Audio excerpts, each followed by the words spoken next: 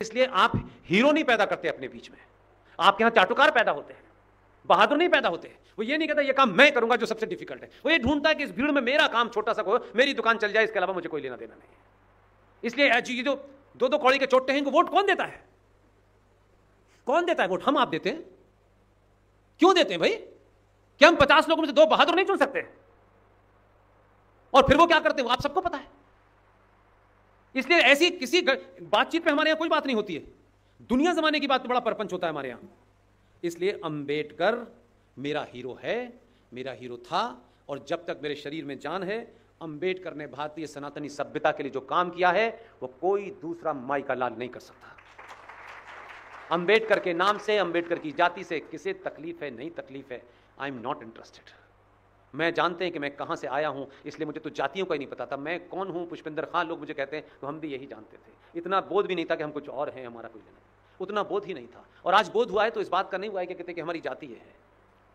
हां, उस जगह का एक एलिमेंट है, उस कारण से मैं किसी माई के लाल से डरता नहीं हूं। इसलिए कितना भी कड़वा सच हो, जो सच है उसी को बोलता हूं। किसी को सच बुरा लगे, मेरी बात ना सुने। मैंने उससे नहीं कहा कि मैं तुम्हें चाय पिलाने के लिए बुला रहा हूं, मैंने कभी नहीं कहा। और जब समाज चाटुकारों का हीरो मान लेता है तो बहादुर किताबों में धीरे धीरे धीरे धीरे समाप्त हो जाते हैं, और फिर समाज में भीड़ लग जाती है कि बड़ा चाटुकार कैसे बना जा सकता है, पैर छू करके, चवन चुम्बन करके सत्ता में टिकट कैसे लाई जाए, ये पद कैसे मिल जाए, इस पद का दुरुपयोग करके अपने घर को, अपनी जाति को कैसे बड़ा किया जाए। तब फिर दलाल ही पैदा होते हैं। इसलिए अंबेडकर ने, आज की डेट में कह रहा हूं, बड़े बड़े ज्ञानी बड़ी बड़ी बातें दे रहे हैं, मैं बताना नहीं चाहता, सार्वजनिक मंचों से बोल दूंगा तो लोगों के पेट में दर्द होता है। आप जैसी ऑडियंस दोबारा नहीं मिलेगी मुझे। अंबेडकर ने जो सच बोला है ना, अंबेडकर बोल के नहीं गए, उस जमाने रिकॉर्डिंग का चक्कर था कि नहीं था। अंबेडकर ने अपने हाथ से जो किताब लिखी है, वो किताब भी हम नहीं पढ़ना चाहते, हम ढूंढ रहे, क्योंकि हमको ढूंढनी नहीं है। मैंने महामक्कारों को देखा है, अच्छा उन्होंने किताब लिखी है, मैंने कहा दिन भर गाली देते थे, तब तुम्हें ध्यान नहीं आया कि गाली देने से एक पूछ भी लें कि इस आदमी ने कोई किताब लिखी है? नहीं, उसका चर्चा नहीं करनी। हम बौने दिखने लगेंगे, हमारे स्वार्थ जो अंदर जहर हमारे भरा हुआ है वो कैसे चलेगा दुकान बेचने के लिए। अंबेडकर ने किताब लिखी, और किताब में क्या क्या लिख के गए। मुझे मालूम है कि आप लोगों के पास समय कम है, आप लोगों का काम बड़ा है, इसलिए मैं आसान कर देता हूं, मैं ये पढ़ देता हूं। लेकिन मन करे तो किताब भी खरीद लीजिएगा, ताकि ये मत कहिएगा कि ये पुष्पेन जी कह के गए हैं। मैं सिर्फ आपको रेफरेंस के लिए कह रहा हूँ, किताब मंगा लीजिएगा। जिन्हें अंग्रेजी आती है, अंग्रेजी में भी है, हिंदी में भी है। अंबेडकर की आत्मा को अगर ये मेरी आवाज़ सुनाई देगी तो वो ये ज़रूर कहेगा कि बेटा मैंने लिखी थी किताब, तो एक नहीं बिकी, तेरे बोलने के बाद रीप्रिंट पे रीप्रिंट हो रही है, इतनी बिक रही है। तो मैं तो उनके ख़ानदान में किसी को जानता नहीं, किसका फ़ायदा हो रहा है मुझे इसमें इंटरेस्ट नहीं है। लेकिन अंबेडकर ने जो लिखा है, मैंने सिर्फ उस पूरी 400 पेज की किताब में से वही पॉइंट निकाले हैं। मुझे मालूम है कि जो आज की युवा पीढ़ी है वो मैगी खाती है, पुष्पेन के लिए वो 500 रुपये की किताब नहीं खरीदेगा जो 5 दिन में पढ़ेगा बेचारा। उसे क्रिप्स सीधा मैं दे देता हूँ। अंबेडकर ने जो किताब लिखी है, उस किताब के पेज नंबर 123 पे अंबेडकर ने लिखा है, भारत के सारे मुसलमानों को पाकिस्तान भेज देना चाहिए।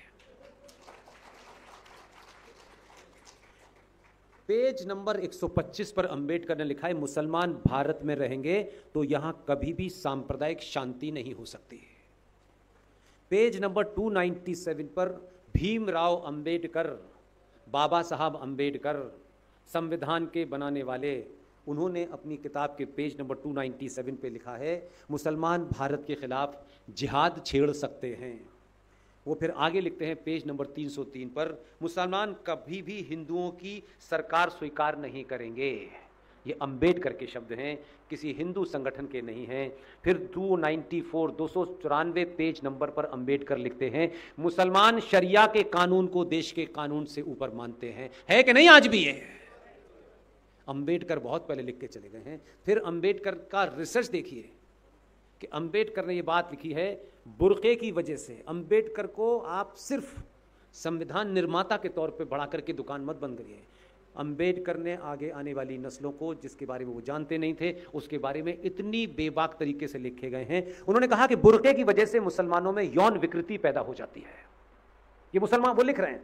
फिर लिखते हैं, मुसलमान समाज सुधार के प्रबल विरोधी होते हैं, पेज नंबर 233 234।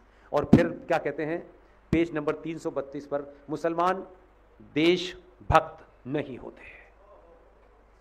ये B.R. अंबेडकर की किताब है। किताब का नाम है पाकिस्तान और पार्टीशन ऑफ इंडिया। ये वो किताब में से निकाल लिया। इसलिए अंबेडकर ने दो बड़े काम किए हैं, दो बड़े काम किए। इसमें उनका पूरा पूरा हाथ है। उनके योगदान को अपने स्वार्थों के हिसाब से छोटा बड़ा मत करना। हम सबको जाना है, चले जाएंगे। अगली पीढ़ी को अपनी जातिगत कुंठाएं, जातिगत पार्टी की कुंठाओं से नेक्स्ट पीढ़ी को बर्बाद मत कीजिएगा। ये अंबेडकर जैसे महान आदमी को जिन लोगों ने बौना बनाया है, वो खुद आज बौने बन के घूम रहे हैं। दो काम अंबेडकर के ऐसे हैं कि किसी मंच से बिना लाग लपेट के बोलता हूं मैं, और ये ऐसे काम हैं कि आज की परिस्थिति में कोई सोच ही नहीं सकता कि ये अंबेडकर कर सकते हैं, क्योंकि हमने अंबेडकर को एक फ्रेम में बनाया है। कुछ लोगों का स्वार्थ है अंबेडकर यही दिखे, कुछ लोगों का स्वार्थ है कि अंबेडकर हमें अच्छे नहीं लगते, तो उनके कार्यों को, किसकी शक्ल ऐसी है, किसकी सोच ऐसी है, किसके कपड़े क्या हैं, इसका इंटरेस्ट, उसने क्या किया है, यही महत्वपूर्ण होगा। अंबेडकर जैसे आदमी ने संविधान जब कंप्लीट हो गया, जब पूरा बन गया, लंबी बहसों के बाद बन गया, तो संविधान सभा के जो अध्यक्ष थे उस समय के राष्ट्रपति डॉक्टर राजेंद्र प्रसाद थे, और संविधान सभा की जो ड्राफ्टिंग कमेटी थी उसके चेयरमैन अंबेडकर थे। जब ये सब कुछ बन गया तो आप सोचो कि ये अंबेडकर जैसे आदमी की बात आज में मानो तो कोई कहेंगे, मतलब कुछ लोग तो अपनी जाति इतनी ऊंची मानते हैं कि वो मान ही नहीं सकते कि अंबेडकर ऐसी बात कह सकते हैं। इसलिए मैंने शुरू में कहा कि अंबेडकर मां के पेट से कौन पैदा हुई, मां को होती है, उनका कर्म मेरे लिए इंपॉर्टेंट है। वो क्या करके गए हैं, मुझे उसमें से ज्यादा उनका नानी क्या थी, दादी क्या थी, क्या गोत्र था, मुझे कोई लेना देना नहीं है। अंबेडकर ने उसी संविधान के पहले पृष्ठ पर जहां इंडिया दैट इज भारत लिखा, इसलिए विपरीत परिस्थितियों में संविधान सभा की बैठक हो गई, पूरी हो गई, संविधान लिखा जा चुका है, सब कंप्लीट हो गया है, लेकिन अगर आपके अंदर आने वाले 100 साल के लिए कोई एजेंडा है जिसमें आप अपना स्वार्थ न रखें, तो उन विपरीत परिस्थितियों में से कैसे काम किया जा सकता है कि 100 साल के बाद भी आज अंबेडकर के उस पूरे अंदाज को इस तरीके से रखा गया कि लोगों को पता ही नहीं चला, लेकिन वो कर गए। ये अंबेडकर ने नहीं सोचा था कि ऐसा कैसे होगा, कौन आएगा कौन नहीं आएगा। तो अंबेडकर ने संविधान के पहले पृष्ठ पर जहां लिखा हुआ है इंडिया दैट इज भारत,